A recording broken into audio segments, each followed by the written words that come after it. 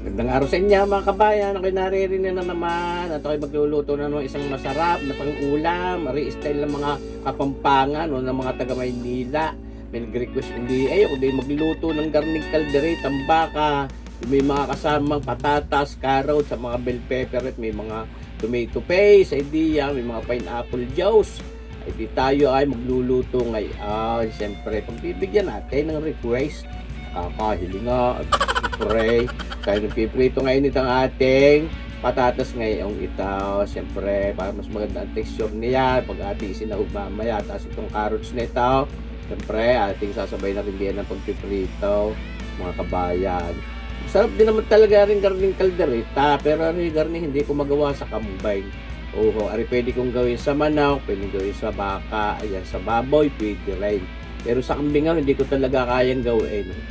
Overpower ho yung lasa ng kambing, mga kabayan. Kaya dito, sa mga bakang ganito, pwede naman. Beef caldereta with potatoes, carrots, and bell pepper. Ayan ho. Ating ipiniprito. Pati yung ating bell pepper, yung puyang-puyang iyaw. Ating ipiprito din ng kare. Pagugulungin natin dyan sa mantika. Pero hindi naman para maluto yan diyan.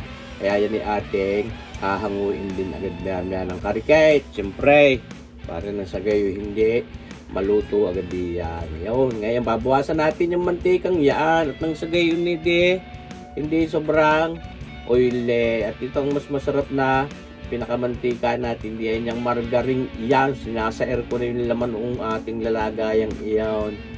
Siyempre, para hindi sayang. Diyan tayo magsasangkot siya. At imemelt siya ng papagayaan. Yan ho. At ito, dahil may iba pa rin ako mga lulutuin.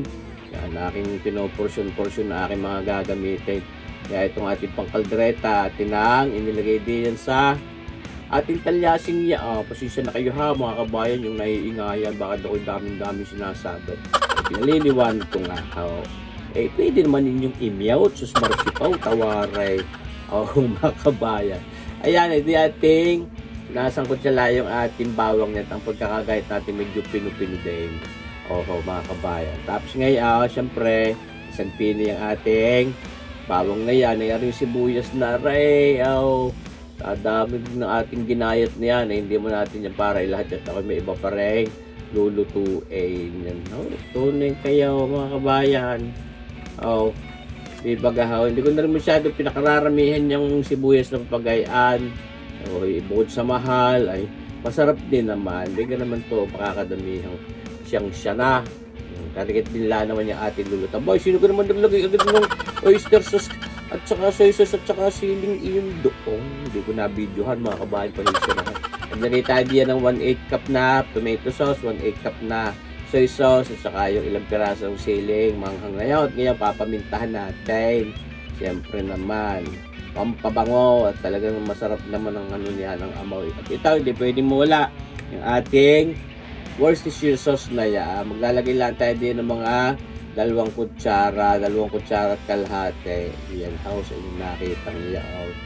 Di ba ga? Para pwede na yung dito lang. Hindi mo. Pamagalit ang nag-request. Ikasarap din naman nga ng garning caldereta, baka, ayan ho. Ayan ha, kita nyo bagayaan. Napakaganda ng piyesa ng baka na ating binigyan yan yung malapit dun sa ating mga ribs. Ayan ho. Talagang nanunuot diyan ng ang lasa, mga kabayan. Ating kukulubay, siyempre nang lumambot, nang utay-utay siya, nagtubig na ng kanya, wala pa tayong nilalagay diyang sabaw, mga kabayan. Kakakulog natin, lumabas yung natural na katas niyang ating bakang yan. Yun na rin mga sibuyas, mga kabayan. Dito, lalagyan natin yan ng mga 1.5 latang liver spread na yan. Siyempre, hindi muna natin ilalahat yan. At yan may pagtinimusan natin pag hinanap ng aking dila, hindi saka dagdagan. Pero hindi pwede ko ma-utay-utay iyan habang nagluluto. Aking kakayhut-kayhutin dun sa lata, mga kabayan. Pamataga na naman. Ayan. Ayan pinaglalagay natin yung mga timplang iyan habang matigas pa yung baka. At yan para habang nalambot nanunuot yung lasa. Nilagyan natin ng mga 1 kutsara at kalahati, mayang brown sugar na putla ay para may tamis ng pag-ibig. mga kabayan. At ito ang gagamitin natin, tomato paste. Bukod sa maganda ang kulay nito, mamuya-muya. Ayan ho, mas gusto kong gamitin talaga yan kaysa sa tomato sauce. Yan ho, maasim din naman yan. At yan, ilalagyan pa rin naman nga natin ng sabaw ng pineapple juice. Para ho may acidity din yung ating kalderetang bakang iyan. Pero pakakaasim at hindi naman paksiw yan. Ayaw ko ng kalderetang maasim. At ito, lalagyan natin ng cheddar cheese yan. Hindi na tayo maglalagay diyan ng ating sikretong queso de bola. Paano ubos na? Mga kabay, kung meron umpay, lalagyan ko pa rin. Naglagay tayo ng mga 2 kutsara at kalahating kesong iyo na ating niyariyak. Kukulubin ulit natin at para sa gay, utay-utay na nalambot yan. Patuloy na nagsasabaw yan kahit hindi pa natin nalalagyan ng tubig na mainit ang ating ginagamit sa mga pagkakalderetang gaya. Parang luto na nagaya yan, sarap. Hindi pa napapasahog yung mga hinahanap ninyo palagay. Nasa na patatas, nasa na keros, nasa na bell pepper. Ayan ho, may ilalagay din natin mga kabayan. Talaga naman nung sabi ko ang nakasanayan kong kaldereta yung lagi ninyong napapanood na akin na ipakita ko nagluluto kahit paulit-ulit. Yung iba naman hindi pa nakakapanood kaya nakakatuwa naman at marami pa rin nanunood. Nilagyan natin sa pirasong beef broth cube. At ito, yun man pwedeng ilagay, pwedeng gusto ninyo kung ayaw, pwede rin. At yan na nilagyan natin ng kalahati ng ginahit natin bell pepper at para mapugnaw diyan at ma-infuse yung lasa niyan doon sa kabuoang flavor niyang ating kalderetang baka. Kinukulob natin patuloy.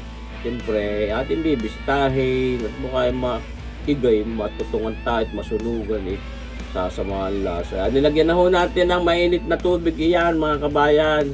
Mga kulang-kulang 1 litro yung inilagay natin. Ito, nilagyan din natin ng pineapple juice. Yan ho, mga 1/8 cup yun. Yan mga kabayan. Kulaw, ba't nang lumambot? Matagal-tagal di palambutin yung baka Ulitin ka ha, baka may naiingayan, ipasisa na kayo, sana inyo mapatawar.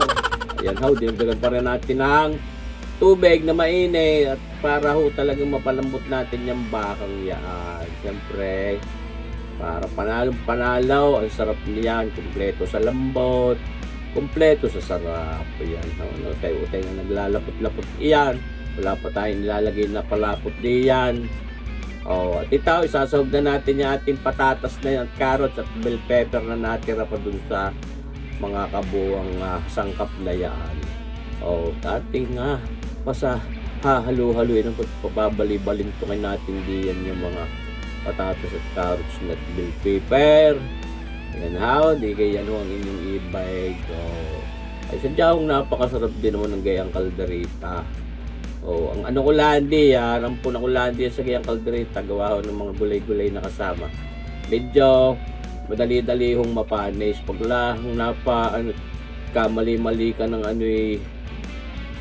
hindi mo na intindi ng ayos, may mabulita, may bula. Ayan ho. Kahit ayos na isang pagkakapagluto, matagal-tagal. Ayan ho. Ito na kayo. Talagang masarap. Yan naman ho ating nilutong yun. Ubos din naman agad yan. Siyempre. Mamimigay din mo. Yan na mga kabayan, malapit na sa katotohanan niyang ating kalderetang bakang iyan na may patatas, carrots at bell pepper. Sarap naman ang itsura. Habang yun aking pinagyayabang, ating lalagyan na rin ng pampalapot iyang ating dinikdik na ribisco crackers na yan. Napakasarap niya. Wala pa kakasubra, hindi man lumi iyan. Baka maglasang tinapay pati yan. Tansyado na natin ho iyan. Yan lahat ng mga lasa niluluto ko, yan ho tansyado na natin. Kaya yung iba nagsasabi maalat o gayong-gayon, ay sana inyong natin musan. Huwag naman yung magluluto na sobrang alat na hindi maalalantakan. Sayang naman ang ating ginastos diyan, di ba gahan? Kasi siya na kaya, kung inyong mga sapantahay gayaw. Pero kayo ay malay dahil talaga pag tayo nagluluto, alam natin ang ating ginagawa. Ayan ho, yan na. Talaga namang inis no. Mupupus yan pa yung iyaw. Pagkuto-kutong ito. Habang ginagawa ko, gusto batiin si kabayang Erlinda ng Kalamba. Shoutout sa mga taga-Kalamba. Siyempre, sa ating mga kasagpi dyan sa inang Semari Ausret, si Lisa Ausret, kanyang pamilya. Shoutout din sa inyong mga taga-Kalamba, Laguna. Shoutout din kabayang Bert Cabangon. Yan po, Bert Cabangon, salamat sa live panunood at kay kabayang Romeo Yano ng Samar Leyte. Yan ho. Talagang mga mapapatulo ang laway nyo dito sa ating beef calderetang yan with potatoes, carrots and bell pepper na yan. Maraming salamat sa panunood mga kabayan. Bye-bye po tayong lahat. God bless!